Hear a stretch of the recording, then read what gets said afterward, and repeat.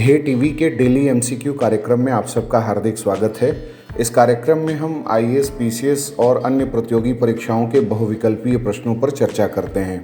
तो आइए शुरू करते हैं आज का पहला सवाल। भारत के व्यापारिक समझौतों के संबंध में कौन सा कथन असत्य है? ऑप्शन ए, भारत ने आसियान से वस्तु और सेवा दोनों में मुक्त व्यापार समझौता कर रखा है। ऑप्शन बी, भारत ने मलेशिया और दक्षिण कोरिया के साथ व्यापक आर्थिक सहयोग समझौता कर रखा है। Option C, Bharat comprehensive and progressive agreement for trans Pacific partnership का सदस्य है। और ऑप्शन डी, भारत और यूरोपीय संघ के मध्य मुक्त व्यापार समझौते को लेकर बात हो रही है। इसका उत्तर है सी।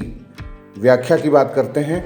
हाल ही में भारत के वाणिज्य मंत्रालय ने संकेत दिया है कि वह देश के आर्थिक लाभों और राष्ट्रीय हितों को ध्यान में रखकर भारत की मुक्त व्यापार नीति और राष्ट्रों से हुए आर्थिक समझौतों में बदलाव करेगा और जरूरत पड़ी तो किसी देश या संगठन के साथ हुए फ्री ट्रेड एग्रीमेंट को खत्म करने का भी निर्णय लेगा।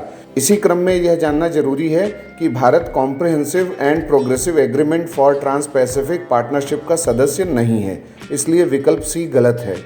भारत का जिन देशों या क्षेत्रीय संगठनों के साथ मुक्त व्यापार समझौता हो चुका है उनमें शामिल हैं आसियान और श्रीलंका।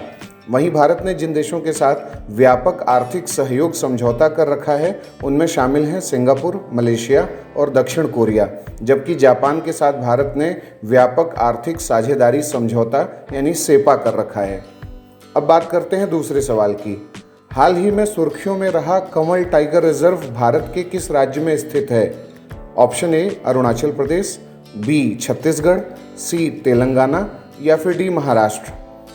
इसका उत्तर है सी।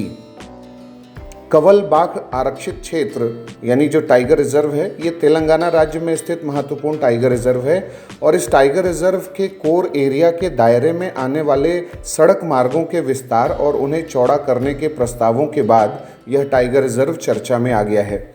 इस निर्णय के चलते Telangana state board for wild life का विरोध भी होना शुरू हो गया है। दरअसल हाल में Telangana state board for wild life ने प्रधानमंत्री ग्रामीण सड़क योजना के क्रियान्वयन के लिए 150 एकड़ वन भूमि के उपयोग की मंजूरी दे दी है और यह भूमि वन्यजीव क्षेत्र में पड़ता है। इसलिए इस निर्णय का विरोध हो रहा है कि कंवल टाइगर रिजर्व के वन्यजीवों और बाघों को यह नुकसान पहुंचाने वाला निर्णय है। अब बात करते हैं तीसरे सवाल की। ओरिएंटल व्हाइट बैग्ड वल्चर जो हाल ही में भारत में सुर्खियों में रहा, IUCN की रेड डेटा सूची में किस प्रकार के जीव के रूप में सूचीबद्ध है? ऑप्शन ए, अति संकटापन्न यानी क्रिटिकली इंडेंजर्ड। ऑप्शन बी, संकटापन्न यानी इंडेंजर्ड। सी, सुभेद्य यानी वल्नरेबल या फिर डी, नियर थ्रेटेंड। इसका उत्तर है ए। व्याख्या देखते हैं।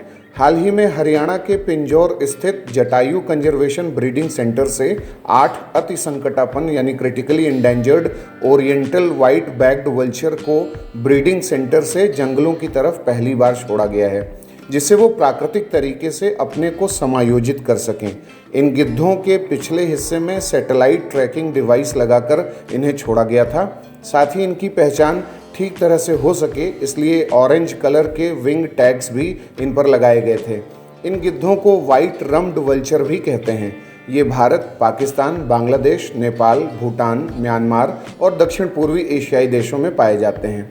अब बात करते हैं चौथे सवाल की। निम्नलिखित कथनों पर विचार करें।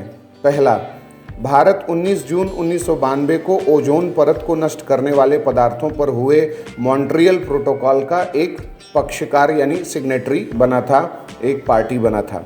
दूसरा ऑप्शन, मॉन्ट्रियल प्रोटोकॉल का वित्तीय प्रबंध यानी financial mechanism global environment facility है। उपरोक्त में से कौन से कथन सत्य हैं? ए, केवल एक, बी, केवल दो, सी, एक और दो दोनों या फिर डी, न तो एक न ही दो। इसका उत्तर है ए। व्याख्या की बात करते हैं। प्रत्येक वर्ष 16 सितंबर को विश्व ओजोन दिवस मनाया जाता है।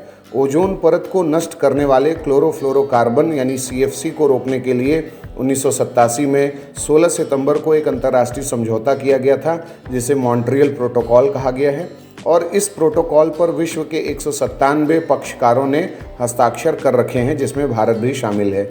इसलिए इसे सार्वभौमिक सदस्यता वाला प्रोटोकॉल भी कहा जाता है।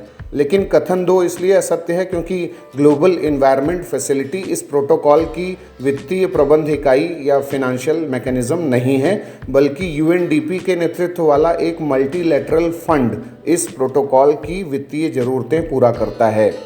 ग्लोबल इन्वायरमेंट फैसिलिटी 5 अंतर्राष्ट्रीय अभिसमयों यानी जो इंटरनेशनल कन्वेंशंस हैं उनका फिनेंशियल मैकेनिज्म है, जिसमें शामिल हैं पहला जैव विविधता अभिसमय यानी कन्वेंशन ऑन बायोलॉजिकल डाइवर्सिटी जो 1993 में हुआ था, संयुक्त राष्ट्र जलवायु परिवर्तन अभिसमय यानी United Nations framework convention on climate change जो 1994 में हुआ था, मरुस्थलीकरण से निपटने का संयुक्त राष्ट्र अभिसमय यानी United Nations convention to combat desertification जो 1994 में हुआ था, परसिस्टेंट ऑर्गेनिक पोल्यूटेंट्स पर स्टॉकहोम कन्वेंशन जो कि 1998 में हुआ था, और मरकरी यानी पारे पर मिनीमाटा कन्वेंशन जो 2013 में हुआ था।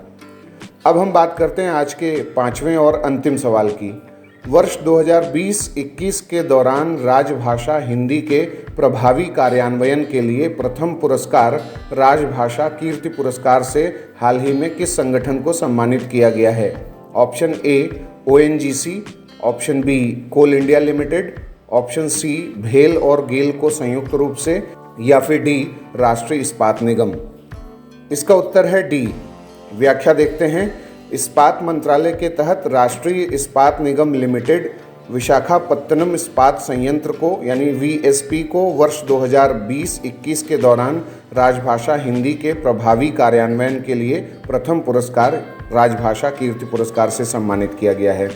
और ये जो ऑर्गेनाइजेशन है इसकी इन हाउस पत्रिका सुगंध ने वर्ष 2018-19 के लिए प्रथम पुरस्कार राजभाषा कीर्ति पुरस्कार प्राप्त किया है।